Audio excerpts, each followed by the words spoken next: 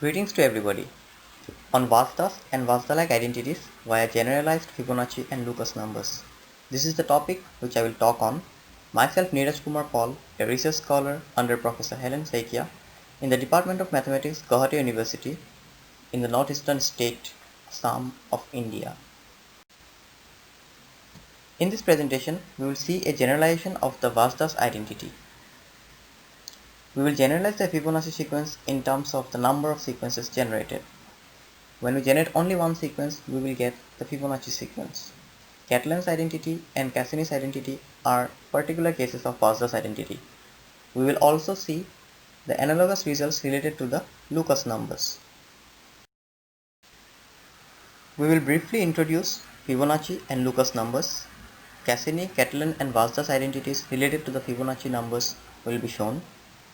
We will then generalize the Fibonacci and Lucas sequence, and a generalization of the Vajda's identity and Vajda-like identity for Lucas sequence will also be discussed. This will include the generalized Cassini and Catalan's identity. To start with, we have the Fibonacci sequence where the first two terms are 1, and then we get the following terms by adding the two preceding terms. 1 plus 2 is 3, 2 plus 3 is 5, and so on. If we extend it backwards, we will get zeros and ones and so on. Similarly, Lucas sequence starts with 2 and 1, and the same process is followed. 2 plus 1 gives us 3, 1 plus 3 gives us 4, and so on. We can see a relation between the Fibonacci numbers and the Lucas numbers. 1 plus 1 is 2, 0 plus 1 is 1, 1 plus 2 is 3, and so on. The relation is given by Lk equals Fk minus 1 plus Fk plus 1. Let us understand Cassini's identity for Fibonacci numbers in terms of determinants. We have written the Fibonacci numbers in the reversed order, and in the second column we will shift these terms one step upwards. The determinant of the 2 by 2 matrix in green is the left hand side of the Cassini's identity. Here k is 11, so we get the determinant equals to minus 1. As we move downwards, k changes and the determinant switches from minus 1 to 1. Similarly, for Cassini-like identity for Lucas numbers, the determinant switches between minus 5 and plus 5.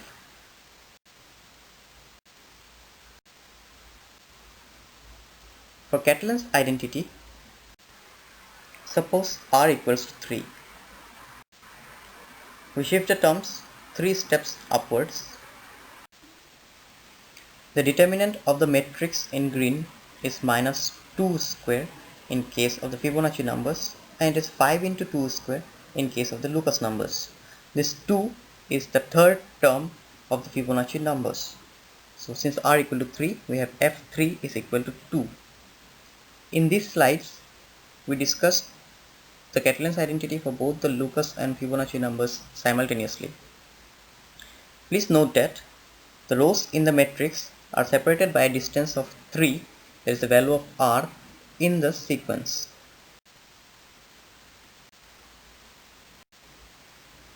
For Vajda's identity, suppose j equals to 3. So we shift the terms 3 steps upward, and suppose I equals to 2. In this case, the rows will be separated by 2 in the sequence. The determinant value is 1 into 2, and this corresponds to the fi and fj terms, that is f2 and f3, which is 1 and 2. Now we see the generalization of the Fibonacci and Lucas sequence. On the left, we will generate 2 sequences, and on the right, we will generate 4 sequences. So when we generate only one sequence, we will get the Fibonacci sequence. and the Lucas sequence. So to begin with, we take these initial values. The first terms of both the sequence are 1 and the second term of the first sequence is 1. Now we add 1 and 1 in the first column to get 2. 1 plus 2 on the second gives us 3. 1 plus 3 gives us 4, and so on.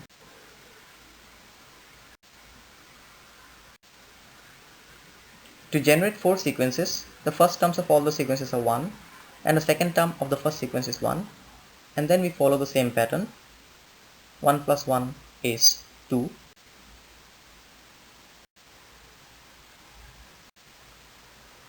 1 plus 4 is 5.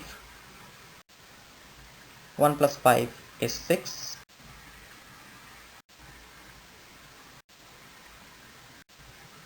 And so on. Here is the definition to generate the M sequences. The sequences are denoted by Fik, where I goes from 1 to M. The first terms are 1, and these are the generating rules. So when M is equal to 1, I has to be 1, and so we have only one sequence, that is the S1k.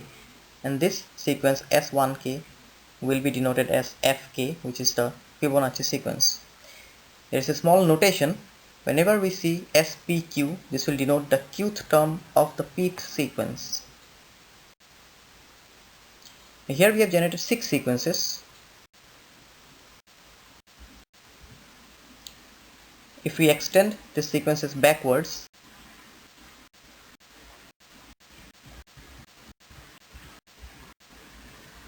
we can see a beautiful pattern. Here are the binomial coefficients with alternating signs, and here we have zeros. Given a particular sequence, we can generate the next terms of that sequence without considering the other terms in the other sequences. So this is the recurrence relation to generate a particular sequence, and these are the initial terms, which are the binomial coefficients as shown in the previous table. To understand the recurrence relation, suppose we take 7 terms in one of this sequence. Here we have taken the last sequence. Since m equal to 6, we are going to take m plus 1, that is 7 terms of the sequence. Now we write the binomial coefficients of 6. We multiply these terms like 1294 into 1, 5055 into 6, and so on, and add the products to get this term. This holds for any sequence. Now we see the generalized Lucas sequence. We will use the relation between Lucas numbers and Fibonacci numbers as seen in the beginning. We generate 2 sequences. 1 plus 3 in the Fibonacci side gives us 4 in the Lucas side. Similarly, 1 plus 4 gives us 5, and so on.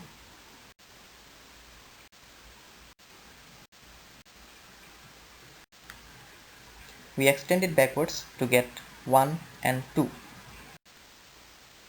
We find that the rules we use to generate the generalized Fibonacci sequences is also applicable in case of generalized Lucas sequence. 1 plus 4 gives us 5, 2 plus 5 gives us 7, and so on. Similarly, for 4 sequences,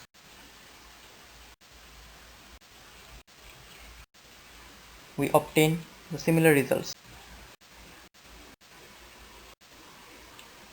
Extending backwards, we get 1, 2, 3, 4, and then 1 plus 6 is 7, 2 plus 7 is 9, 3 plus 9 is 12, and so on.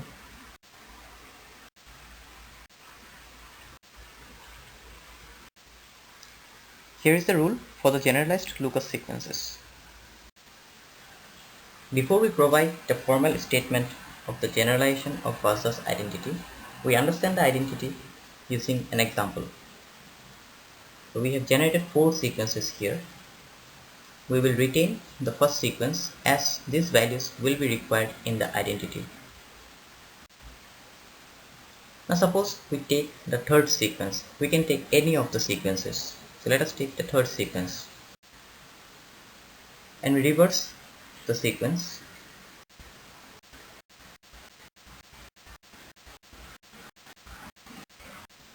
We reverse the first sequence as well.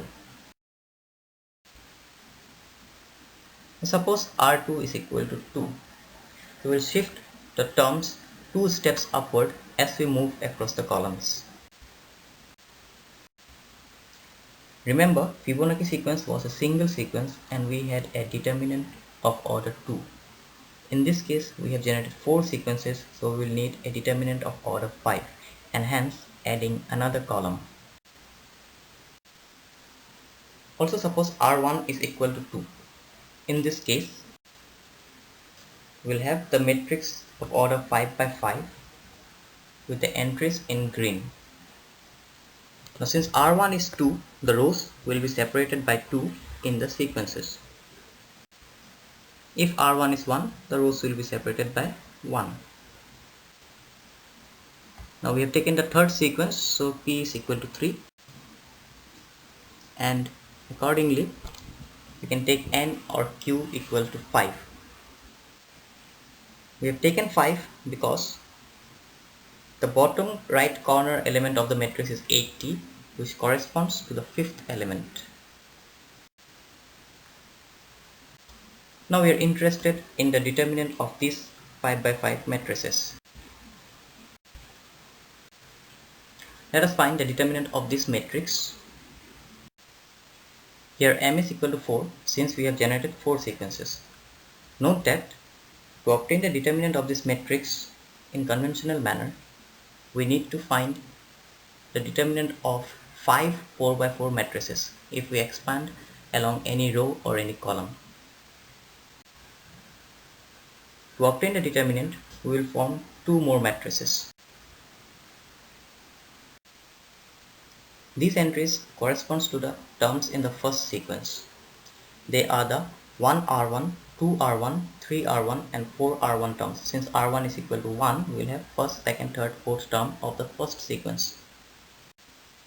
These terms corresponds to the 1R2, 2R2, 3R2, 4R2 terms of the first sequence. So here R2 is equal to 2, so we will get the second, fourth, sixth and eighth term of the first sequence.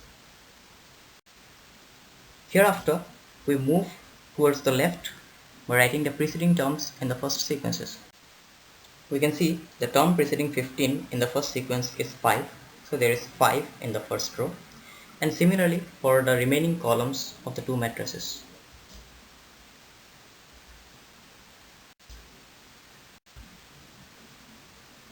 The remaining terms can be obtained by extending the first sequence backwards, and in this case all of them are zeros. The determinant of the first matrix is 1 and the determinant of the second matrix is 175. These two values are sufficient to obtain the determinant of the 5 by 5 matrix. One advantage is we have to calculate the determinant of only 2 4 by 4 matrices instead of 5 4 by 4 matrices previously. The determinant of the 5 by 5 matrix is determinant of A1, determinant of A2 into alpha.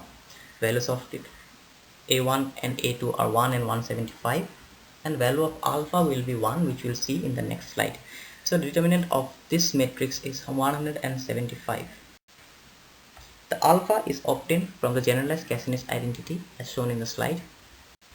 We put k equals to n plus 2m minus 1 on the left hand side and the right hand side. So we'll get alpha equals to 1. Alpha is the determinant on the left. Here is the generalized Vajda's identity where A1 and A2 are given in the next slides. A1 will depend only on R1 and M. A2 will depend on R2 and M, whereas alpha depends on N, that is Q, and I, that is P. And alpha only takes care of the sign. it will either be -1 or +1. So whatever be the value of q, the magnitude of the determinant will remain equal to the determinant of a1 multiplied by determinant of a2. When you go for the Fibonacci sequence, m is equal to 1 and the determinant reduces to a 2 by 2 determinant, and as I said, whenever there is only one sequence, S1Q will be denoted by FQ. So we have the Fibonacci numbers in the bottom. So here is A1. So to understand it, let's see the bottom right element. It is S1R1. As we move upwards, it is S12R1, S13R1 up to S1MR1. And thereafter we move towards the left towards the preceding term. So the suffixes is reduced by 1. Similarly for A2, it is S1R2, S12R2 up to S1MR2, and as we move towards the left, the suffix is reduced by 1. So when it comes to Fibonacci sequence, we will have only one term, that is FR1 and FR2. And this is the determinant alpha. So for Fibonacci sequence, we have the value of alpha to be -1 power n plus 1 by Cassini's identity. Here we substitute the values of the determinant of A1, determinant of A2 and alpha. So if we replace R1 and R2 by I and J respectively, we will get the Vajda's identity. Similarly, if R1 is equal to R2, say it is R, then we get the Catalan's identity. And if R is equal to 1, then we get the Cassini's identity. Here is the generalized Catalan's identity.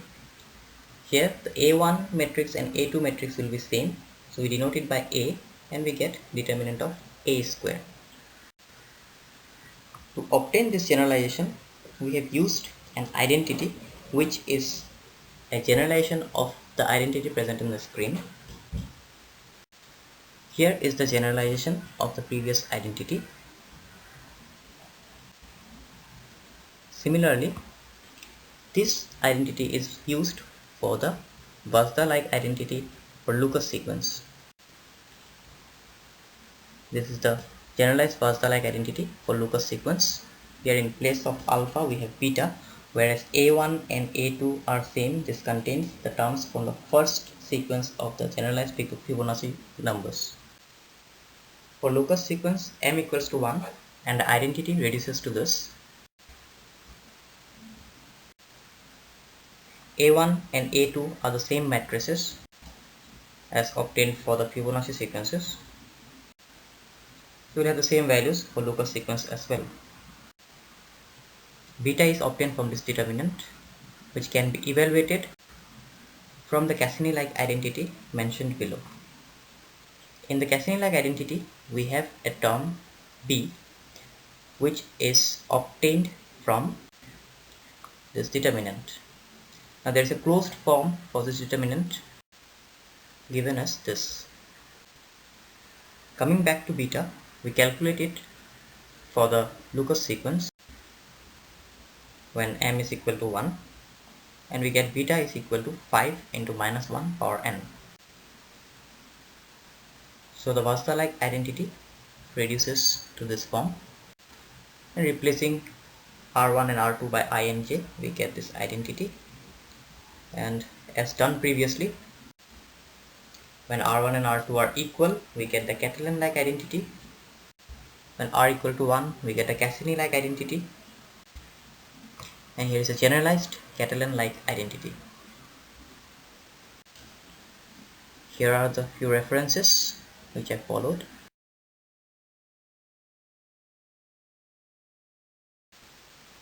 Thank you very much.